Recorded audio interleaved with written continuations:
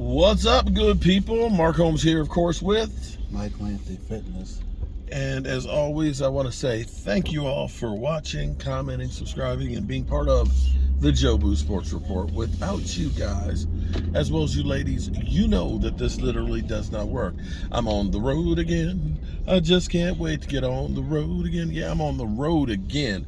Headed back home to the man cave where tonight, Rio will be talking about the Washington Commanders and Carson Wentz versus the Dallas Cowboys, and we'll have some fun with that. 7:45 tonight. I'm not even preparing for it. I'm just going to talk to Rio, and I feel like I'm going to be a psychologist to him because he hates the team, he hates the quarterback. I think at this point, he doesn't want to see Tyler Heineke. I think what they need to do is just say, "How? We're going to turn the keys over to you." Ain't no point with Carson. You know what you got with Carson Wentz. You've seen it. He holds on to the ball too long. He's going to make turnovers. What they should have done was kept Heineke. They still have Heineke. No, they should have kept him as the starter, and then got saved. You mean it saved the $28 million? Yeah, and got a quarterback in the draft next year because a lot of quarterbacks. Yeah. Right. So when you sit there and think about what the Cowboys did with getting rid of Amari Cooper, at least we didn't pay $28 million. And I can't remember what the draft picks they were. They gave up for. It was a third? For who? For Carson Wentz. Oh, I'm not even sure. I can't even remember what compensation it was, but whatever it was more than a ham sandwich. It was too much. It was definitely too much. But hey, that ain't my problem. Ain't my problem at all. But we do have a problem here. Shout out to Brother Ross. I've been on the phone with Ross for about half hour or so. Now, I feel like the Water Boy's mom when she says, "Ow!" Right? Because, he's talking about the devil. But it was like with all the numbers, "Ow! The numbers are the devil." But he sent me a whole bunch of numbers that I'm dissecting now, and I told him I'd check it out when I stopped off to get some gas. And I did. And here's the thing that's interesting. Off of last week, us being able to run the football, okay? And FYI, 12 personnel, which is personal to me.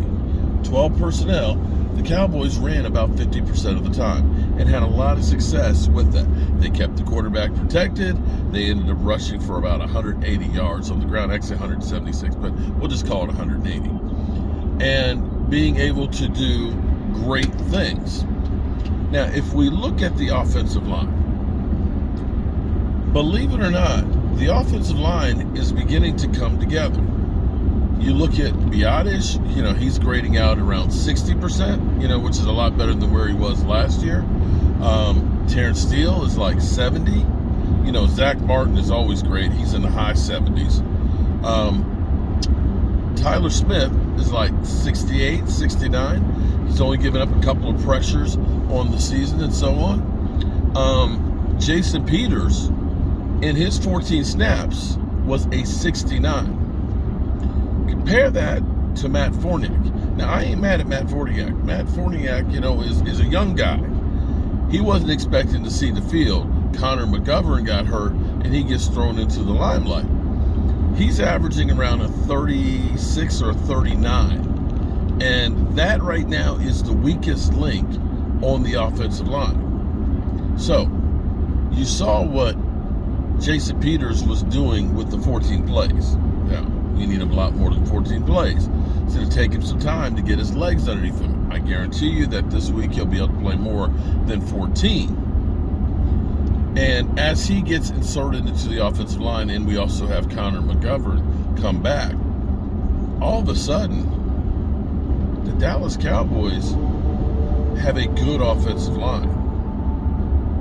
The Dallas Cowboys could have, by the end of the year, by the time you get Tyler Smith really understanding the game, by the time you get Jason Peters, up to physically able to play a whole game, you get Connor Williams back, who, maybe he splits time with Jason Peters. I don't know how they're going to work that.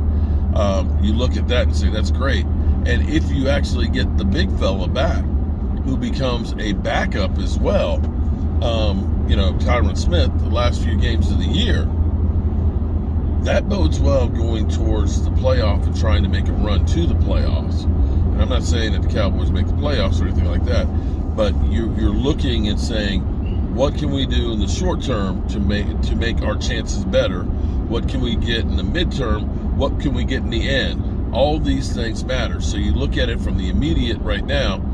You have Fournette, who's in there to try and get you by. You've got a Jason Peters who would be an improvement. Jason Peters / Connor McGovern will definitely be an improvement there on your weakest spot.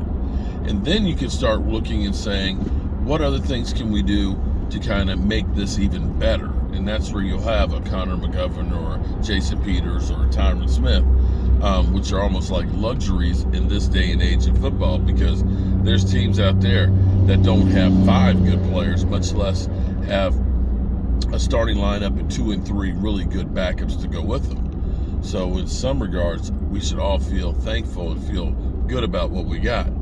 A far cry from what we thought going into the season, where we looked and we said, linebackers is a weakness, offensive line is a weakness, and wide receivers is a weakness. I dare say our linebacking core, I'm okay with them. Leighton Vander Esch has been actually really good this year. He seems to be completely recovered from the neck issues and stuff like that. Anthony Barr has added a whole nother level, much better than, say, a Jalen Smith that we had this time last year. Micah Parsons in his part-time role with being a linebacker, edge rusher, is fantastic. We'll see if we can get Jabril Cox back in there. I don't know what happened with him, but we're okay in linebacker. The front 7 is good.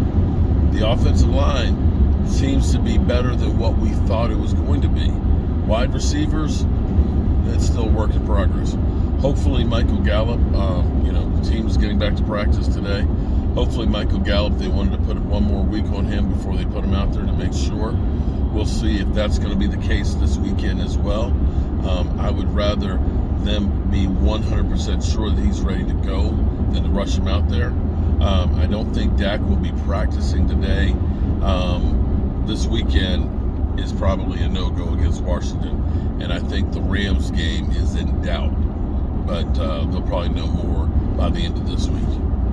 You got anything to add? Nothing else? Okay. Well, we got some good work done. We did some work on the red brick house. We did some work on the rental property, get that squared away, and I'm happy about what I did. I'm even happier about getting my happy ass back home. I'm Mark Holmes with, of course, Mike Matthew Fitness, Reactions Gig Economy. And I'll see you guys soon. Peace.